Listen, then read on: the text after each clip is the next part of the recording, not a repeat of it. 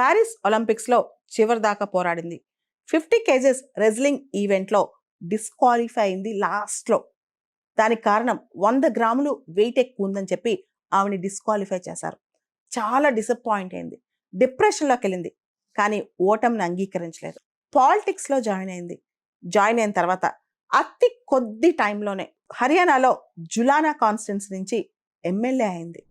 వినేష్ పోగట్ మనకు తెలుసు, చాలా ఫేమస్ రెజ్లర్. ఆవిడ ఒక షాకింగ్ కామెంట్ చేశారనమాట. బ్రిజ్ భూషణ్ ఇంతకుముందు ఎవరైతే former president wrestling federation of India president ఉన్నారో ఆయన చాలా మంది హరాస్ చేశారు, 6గురిని హరాస్ చేశారు.